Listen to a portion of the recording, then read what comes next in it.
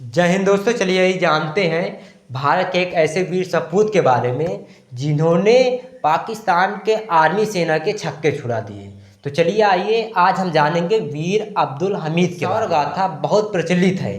तो चलिए इनके शौर्य गाथा के बारे में आज जानेंगे। तो देखिए जो इनके जीवन के बारे में है, कहा जा रहा है कि अब्दुल हमीद का जन्म 1 जुलाई 1933 में उत्तर प्रदेश के गाजीपुर जिले के धामुपुर में हुआ। ये साधारण परिवार से थे। इनके पिता का नाम मोहम्मद उस्मान और माता का नाम सकीना बेगम था। ठीक है, और ये जो इनका पेशा था सिलाई का मशीन करना। ठीक है, तो बचपन में यदि आप देखें कि अब्दुल हमीद का बचपन कैसे गुजरा, तो इनका बचपन फौज में जाने के लिए बचपन से ही शौकीन थे। ठीक है, जब इनकी दादी कहती कि पिता की सिलाई मशीन चलाओ, तब वह कहते कि हम जाए फौज में, तोहरे रुकले हम ना रुकब। ठीक है, उसके बाद देखेंगे तो इसका निशाना यदि इनका बचपन से देखें, इनका निशाना तो बहुत तेज था, उड़ती चिड़िया को टिक देते थे।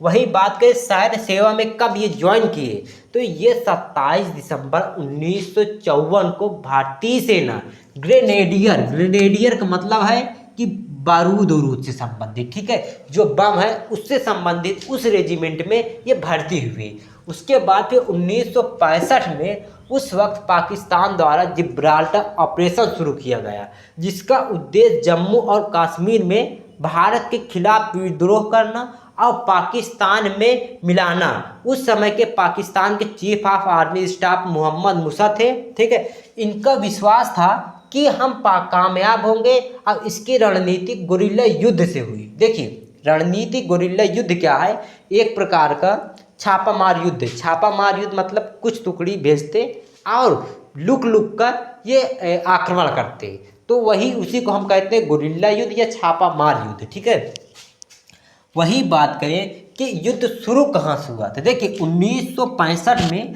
इस ऑफ यानी कि 1965 में रन ऑफ कच्छ पे, देखिए ये जो है रन ऑफ कच्छ है। ठीक है, रन ऑफ कच्छ पे पाकिस्तान द्वारा डेजर्ट हुक ऑपरेशन शुरू किया गया। ठीक है, और इसमें पाकिस्तान ने कच्छ के बड़े से हिस्से को कब्जा कर लिया। फिर इंडो पैसिफिक यदि देखें कि इंडो पैसिफिक कॉन्फ्लिक्ट के अनुसार ये एक बुक है जिसके द्वारा कहा जा रहा है कि ऑपरेशन डेजर्ट हुक 30 जून को सीज फायर हुआ। ठीक है, यानी कि 30 तारीख को फायरिंग हुई। इसके बाद जिब्राल्टर ऑपरेशन शुरू हुआ। जिब्राल्टर ऑपरेशन का महत्व तो मैं बता चुका हूं कि कब्जेयाना था। ठीक है, इसकी जवाब कार्रवाई में भारत ने 28 अगस्त को हाजीपुर पर कब्जा कर लिया। हाजीपुर पर कब्जा करने के बाद इसके तुरंत बाद तीसरा ऑपरेशन ग्रैंड स्लैम शुरू किया गया।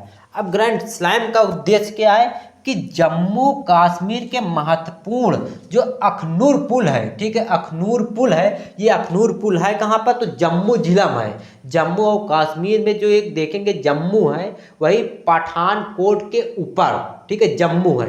तो वहाँ पर देखेंगे तो जम्मू के जो अखनूर पुल है वहाँ पर कब्जा कर लिया गया।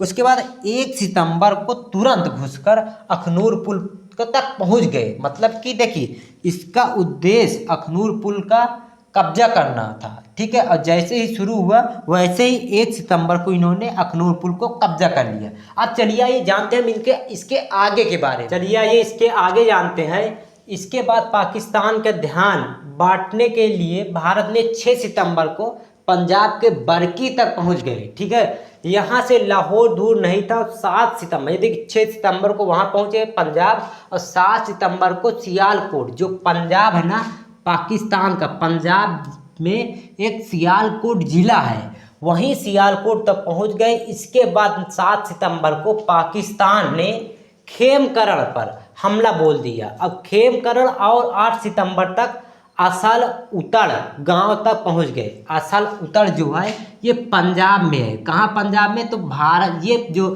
सियालकोट है ये पंजाब जो है ये पाकिस्तान में है। लेकिन जो भारत के पाकिस्तान है वहाँ पर तारन में असल उतड़ है एक गांव। ठीक है, वहाँ पर ये आक्रमण कर दिए, ठीक है, मतलब कि धावा बोल दिए। अब क्या हुआ कि जब ये गांव पंजाब के तरन तारण जिले में है, इसके तुरंत बाद असल, उत्तर और चीमा गांव में बॉर्डर बना लिया गया भारत द्वारा, ठीक है। भारत के जो सैनिक थे इस गांव में बॉर्डर बना ली। जब देखे कि आसन उत्तर में पाकिस्तान की सेना द्वारा घुस लिया गया, तो ये सीमा है, ठीक है, सीगा जो एक वहाँ पर गांव है, सीगा एक गांव है, वहाँ पर भारत के जवानों द्वारा घेरा कर लिया गया।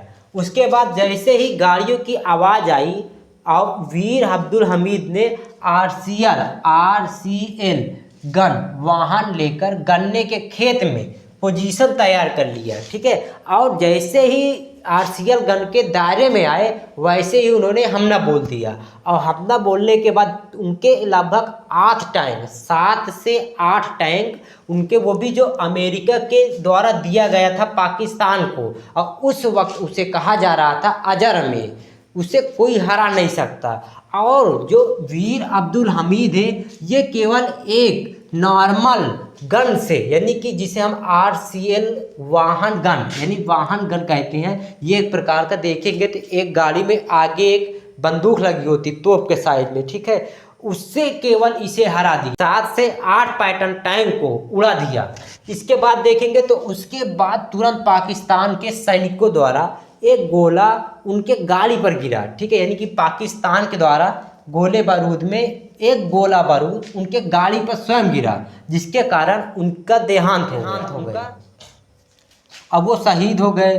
उस समय टैंक को अजर अमेर कहा जाता था। जैसे ही यह बात अमेरिका को पता चली, अमेरिका स्वयं इसका जांच करने लगा कि आखिर इस टैंक को मारा कैसे गया, कि ये उस समय का एक आधुनिक हथियार था और RCL गन बहुत पुरानी थी। और इसका जो एक आगे का पोर्शन था इनका, देखिए, ये जो वीर अब्दुल हमीद द्वारा जो मारा गया था 7 टैंक को, ये एक तरह से कमज़ोर पार्ट को देख कर मारा गया था, जिसके कारण क्या है कि 7 टैंक उड़ा दिए। 7 से 8 टैंक को बताया जा रहा है, लेकिन क्या है कि अमेरिका द्वारा इसकी जांच की गई कि आखिर इन्होंने मारा तो मारा कैसे। उसके बाद फिर जब जांच हुई ना, तो जांच होने के बाद फिर सेना को, जो भारत के राष्ट्रपति द्वारा सेना को वीर अब्दुल हमीद को सेना का सर्वोच्च पुरस्कार दिया गया, ठीक है, सर्वोच्च पुरस्कार दिया गया। और वही बात करें कि युद्ध का अंत कैसे हुआ, तो देखेंगे ताशकंद एक समझौता हुआ था 17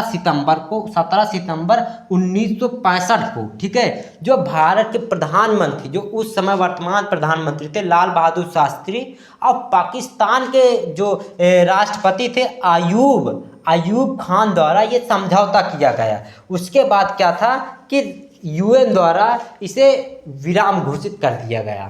तो चलिए आइए फिर अगले एपिसोड में मिलेंगे, तब तक के लिए जय हिंद।